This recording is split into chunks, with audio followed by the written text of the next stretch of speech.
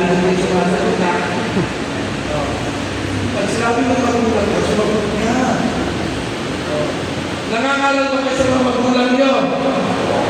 Yes? Yes! Okay. Kayo mga magulang, nangangaral ba kayo sa mga anak nyo?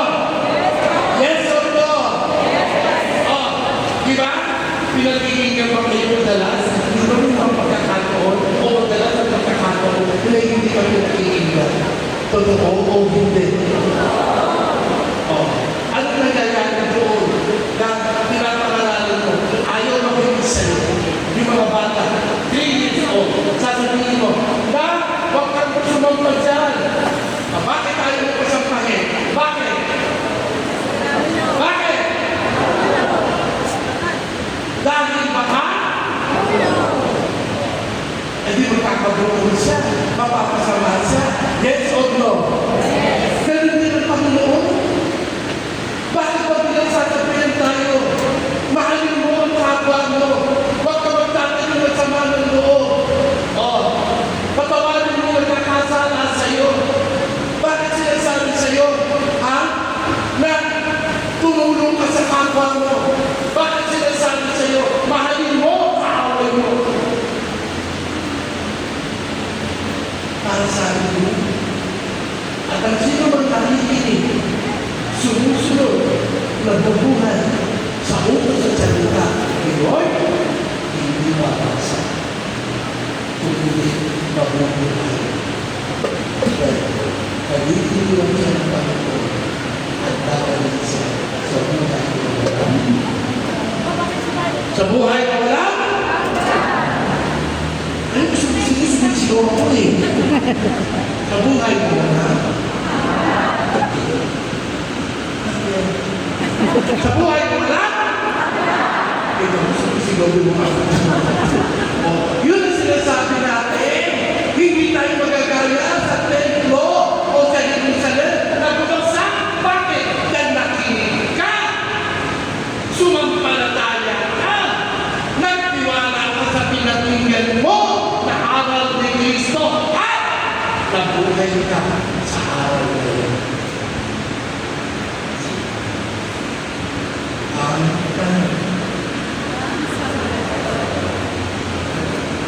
Ang talong! Sino dito?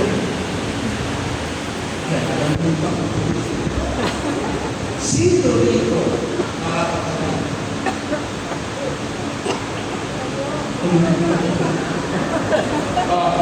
Ano ba yung sinabi ko kanina?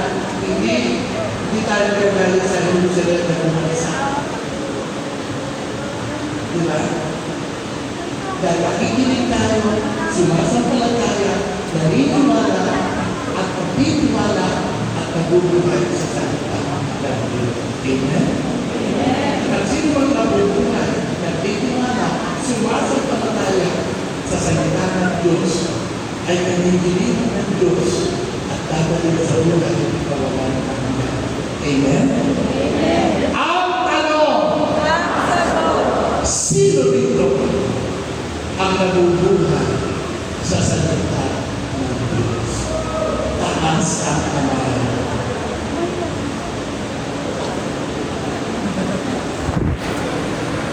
Titigil ako. Uulitin ko ng bago mataas ng kamay. Siguraduhin ko na, kapatid, dahil alam ng Diyos ang puso mo, ang kalooban mo, at pagkamagsabi ng agad-agad na ikaw ay nabubuhay sa salita ng Diyos. Dahil pagsasabuhay ng salita ng Diyos, deret-deret, hindi pa sunod. Kung kailan mo magustuhan, doon ka lang makikinig. Kung kailan mo lang gustong gawin, doon mo lang gagawin noon. Hindi ganon ang pagsasabuhay ng salita ng Diyos. Kung kailan mo lang gusto, diba? Ang nakikinig kay Kristo, sumusunod kay Kristo. Yes or no?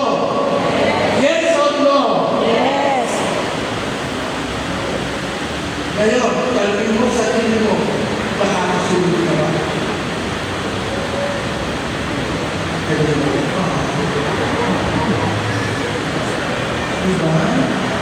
Kayo, ang tanong. Kayo mali. Ang tanong. Sino ito? Ang nabubulay. Hindi ka sunod dito. Diretso. Sa ating last.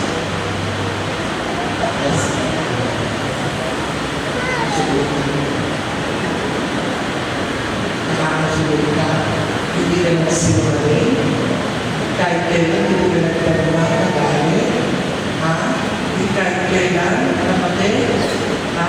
Hindi ka gumawa ng masama, kahit kailan sa isang beses sa buhay mo, hindi ka nag-isip ng masama sa kapwa mo, hindi ka nag-usga sa kapwa mo, hindi ka nagpura, kahit isang beses, ha? Kilala mo yung magulang mo, kahit isang beses, hindi ka sumagot-sagot ng pagbalang sa magulang mo, kahit isang beses, kapatid, ha? Ikaw ba'y totoo na kahit kaaway mo, tinahan mo, hanggang na magsakripisyo sa kapwa mo, kaaway mo yan, nagawa mo, na magsakripisyo, patawarin mo mga nakasakit sa'yo? Sige, asal mo. Kasi, dahil ang pinakabili ni Kristo kaya sa kapwa. Dahil kalasa, hindi natin nasusunod. Ano sinusunod natin? Yung gusto natin. Ano gusto natin? Right natin. Amen? May makinig ka. Amen? Totoo hindi. Yun ang importante sa lahat, mga kapatid. Hindi yung pride mo. Sino nagdadasal dito? Ng our Father. Taas ang kamay. Kung nag-isip ka, di ba kung nag-isip ba kayo, nagdadasal kayo ng our Father? Pero nag-iisip ka pa? Sino nagdadasal ng our Father? Taas ang kamay. Oh, ano sinasabi doon? Maliwanag. Ha? Dasalin natin. Ama namin.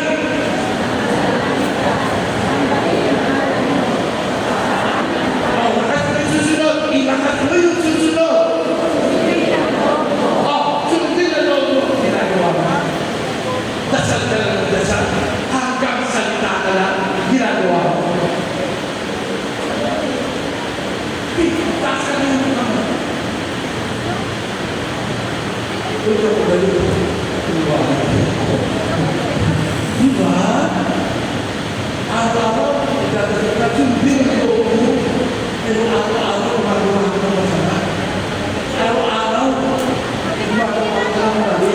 Pero araw-araw, nagdadasal ka na, sundin ang loob mo. Yan.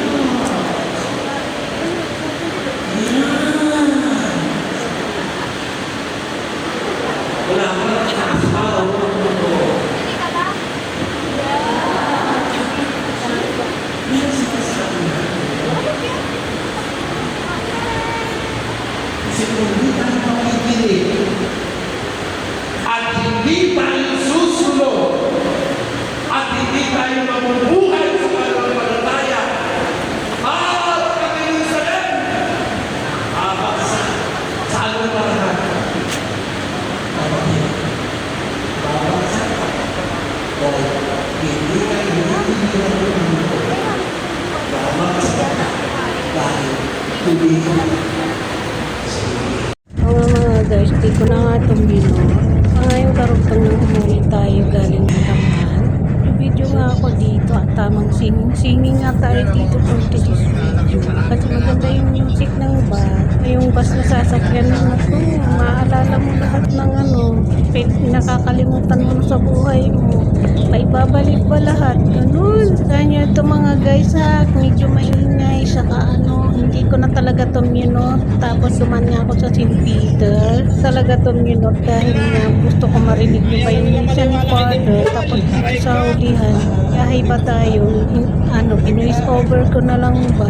Kaya pagpasinsahan nyo ito mga guys. Tapos yun nga yung mga dinaanan ko dyan. Putikan nga yan dyan sa paligid na yan. Dahil nga maulan nung isang araw pa. Ganun. Nandoon kami. Wala naman ulan. Siguro sa ibang party yan guys na umulan. Doon sa pinuntahan namin walang ulan. Tapos ito na nga guys yung nagkakanta-kanta pa dito.